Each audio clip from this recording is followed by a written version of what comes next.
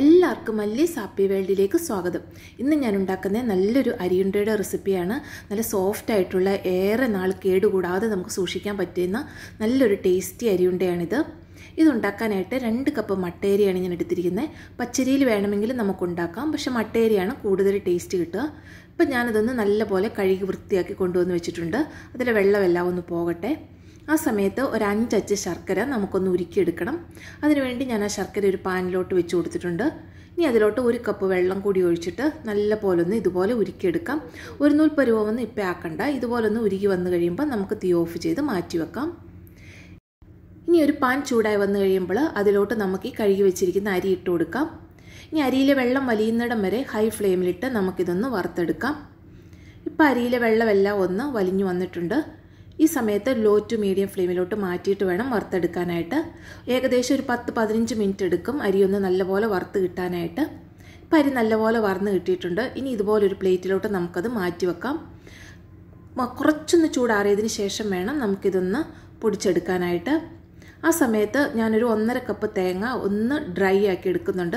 ആ തേങ്ങയിൽ വെള്ളം വലിയുന്നിടം വരെ ഒരു 2-3 മിനിറ്റ് ഒരു ലോ ടു മീഡിയം ഫ്ലെയിമിലിട്ട് ഇളക്കി കൊടുക്കുക.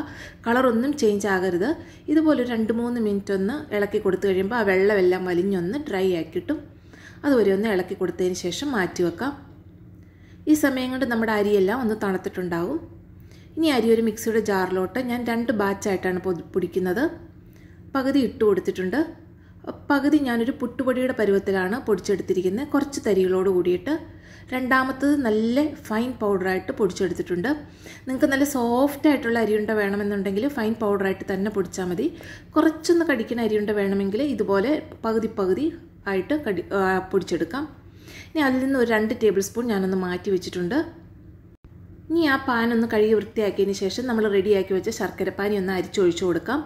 ഇനി ഈ ശർക്കരപ്പാനി ഒരു നൂൽ പരുവാകുന്നിടം വരെ ഒന്ന് തിളപ്പിച്ചെടുക്കണം. ഇടയ്ക്കിടയ്ക്കൊന്ന് ഇളക്കി കൊടുത്തുകൊണ്ടിരിക്കണം.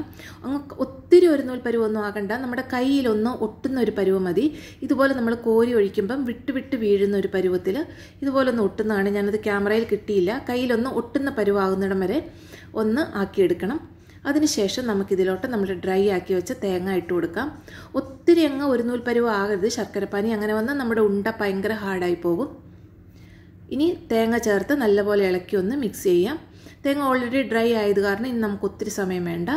ഇനി ഇതിലോട്ടൊരു 1/4 ടീസ്പൂൺ ഉപ്പ്, 1/2 ടീസ്പൂൺ വറുത്ത് പൊടിച്ച ജീരകമാണ് ചേർക്കുന്നത്. അങ്ങനെ ചേർക്കാൻ ശ്രദ്ധിക്കുക, അതാണ് ടേസ്റ്റ്. ഒരു 1/2 ടീസ്പൂൺ ഏലക്കാപ്പൊടി കൂടി ചേർക്കുന്നുണ്ട്. എല്ലാം കൂടി നല്ലപോലെ ഒന്ന് മിക്സാക്കി എടുക്കാം. വേണമെങ്കിൽ നിങ്ങൾക്ക് ചുക്കുപൊടി കൂടി ഇതിൻ്റെ കൂടെ ചേർക്കാം. പിന്നെ ചിലർ ഇതിൻ്റെ കൂടെ കാഷ്നട്ടൊക്കെ പൊടി ചേർക്കാറുണ്ട്. ഞാനിപ്പോൾ ഒന്നും ചേർക്കുന്നില്ല. ഇനി ഇതിലോട്ട് നമുക്ക് വറുത്ത് വെച്ചിരിക്കുന്ന അരിപ്പൊടി കുറച്ചായിട്ട് ചേർത്ത് കൊടുക്കാം. ഒന്നിച്ച് ചേർത്താൽ നമുക്ക് ഇളക്കാൻ ബുദ്ധിമുട്ടായിരിക്കും. അതുകൊണ്ട് 2-3 ബാച്ചായിട്ട് ഇതുപോലെ ഇട്ട് കൊടുത്ത് നല്ലപോലെ ഒന്ന് ഇളക്കി മിക്സ് ചെയ്ത് കൊടുക്കാം. ഈ അരിപ്പൊടി ഇടുന്ന സമയത്ത് തീ ലോ ഫ്ലെയിമിലാക്കി വെക്കാനായിട്ട് ഓർക്കണം, അല്ലെങ്കിൽ പെട്ടെന്ന് അങ്ങ് വറ്റിപ്പോകും. ഇപ്പം ഞാൻ ബാക്കി കൂടി ഇട്ട് കൊടുത്തിട്ടുണ്ട്. ഇനി അതും കൂടി ചേർത്ത് നല്ല പോലെ ഒന്ന് ഇളക്കി മിക്സാക്കി എടുക്കാം. ഇനി അരിപ്പൊടിയിലോട്ട് ആ ശർക്കരപ്പാനിയും തേങ്ങായും എല്ലാം നല്ല പോലെ ഒന്ന് മിക്സായി വരണം. ഇപ്പം എല്ലാം കൂടി നല്ല പോലെ ഒന്ന് മിക്സായി വന്നിട്ടുണ്ട്. ഇനി ഇതൊന്ന് കുറച്ചൊന്ന് ഡ്രൈ ആയി വരണം. നമുക്ക് കയ്യിലിട്ടൊന്ന് ഉരുട്ടി പിടിക്കാൻ പാകത്തിന്. ലോ ഫ്ലെയിമിലിട്ട് വേണം ഇങ്ങനെ ചെയ്യാനായിട്ട്. തീ കൂടിയാൽ പെട്ടെന്ന് തന്നെ അങ്ങ് ഡ്രൈ ആയി പോകും. ഇപ്പം നല്ലൊരു പരുവമായിട്ടുണ്ട്. ഇനി ഇതുപോലൊന്ന് കുറച്ച് സമയം ഇളക്കി കൊടുത്താൽ മതി. ഇപ്പം ഞാൻ തീ ഓഫ് ചെയ്തു. ഈ ഒരു പരുവത്തിലാണ് ഞാൻ റെഡിയാക്കി എടുത്തിരിക്കുന്നത്.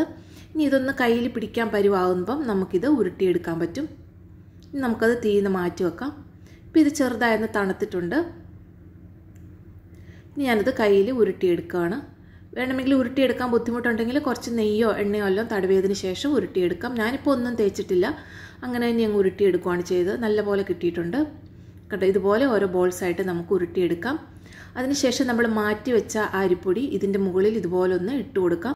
ഇതുപോലെ പൊടി മേളിൽ തൂയി കൊടുക്കുന്നതുകൊണ്ട് ഏറെ നാളിത് കേടുകൂടാതെ നമുക്ക് സൂക്ഷിക്കാൻ പറ്റും. എത്ര കാലം വേണമെങ്കിലും ഇതിങ്ങനെ കേടുകൂടാതെ ഇരിക്കും. ഇപ്പം ഞാൻ 2-3 എണ്ണം ഉണ്ടാക്കി അങ്ങനെ ഒന്ന് കാണിച്ചെന്നേ ഉള്ളൂ. എല്ലാം അവസാനം ഇതുപോലെ ഒന്ന് പൊടി തൂയി കൊടുത്താൽ മതിയാകും. ഇപ്പം ഞാൻ എല്ലാം റെഡിയാക്കി വെച്ചിട്ടുണ്ട്. ഞാൻ ഇനി ഒരെണ്ണം പൊട്ടിച്ച് കാണിച്ചു തരാം. വളരെ സോഫ്റ്റ് ആയിട്ടുള്ള ഒരു അരിയുണ്ടയാണിത്. ശർക്കരപ്പാനി ഉണ്ടാക്കുമ്പോൾ എല്ലാവരും ഒന്ന് ശ്രദ്ധിക്കണം. അത്ര മാത്രമേ ഉള്ളൂ നല്ല സോഫ്റ്റായി കിട്ടാനായിട്ട്. എല്ലാവരും ഇതുപോലെ ഒന്ന് ട്രൈ ചെയ്ത് നോക്കുക. വീഡിയോ ഇഷ്ടമായെങ്കിൽ ചാനൽ സബ്സ്ക്രൈബ് ചെയ്യുക, ലൈക്കും കമൻറ്റും ചെയ്യുക. എല്ലാവർക്കും നന്ദി. Thank you.